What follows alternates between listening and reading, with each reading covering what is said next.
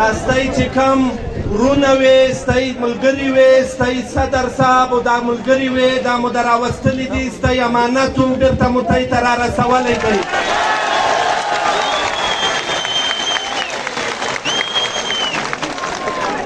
صدر صادق صاحب خبره وکړه چې که په دا کولو باندې خلک نه و درېدی نو موږ د ده د کور د باندې پرلت کوو زما د کور د باندې نه زما د کور دروازې خلاصې دي زما د کور د ننه پرلت وکړئ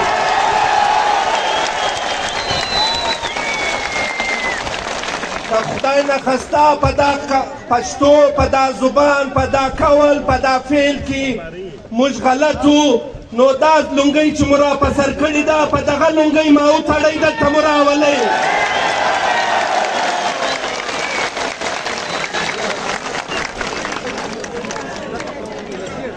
ستاسې چې څه د پرلت د 11 میاشتو خوارۍ وه وچلکي وه روزه مو دلې تېره کړې وه ګرمي مو تېره کړې وه یخ مو تېر کړی و چې ستاسې څه مطالبات وې هغه په سل کې ومنل شولې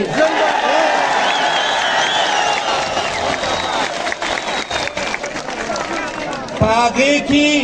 د نن مابعد د سبا سنه د نن مابعد د یوه خان د یوه ملک د یوه معتبر به یو شي کې یوه حصه نه یې خالي به د لغړیانو حصه یي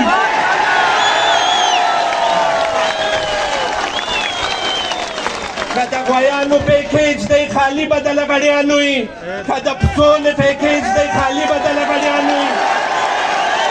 که د موټر سایکلانو پیکیج دی خالي به د لغړیانو وي که د اس د ټانګو غدی خالي به د لغړیانو وي که چانسي خالي به د لغړیانو وي او د چانس څخه به ګرده د لغړیانو وي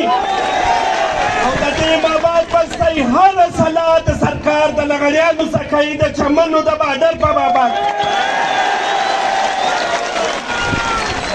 او د نن مابعد ستاسې آمد و رفت په شناختي کارت باندې دی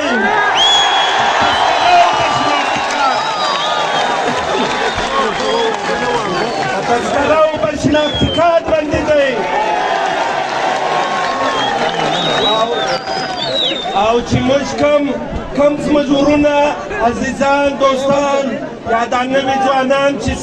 د 18 کاله هغه سوي دي چې شناختي کارډونه نه لري د هغوی لپاره مو د ځان سره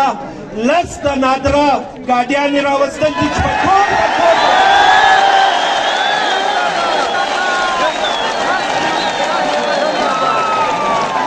د شناختي کارډو ګاډیانو مې کور په کور راوستلي دي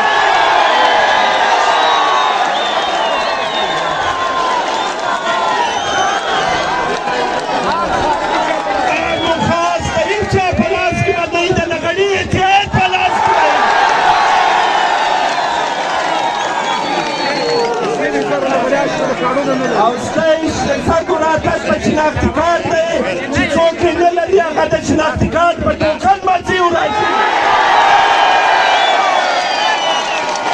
زه درې لارې کوم تل مې جواب راکوئ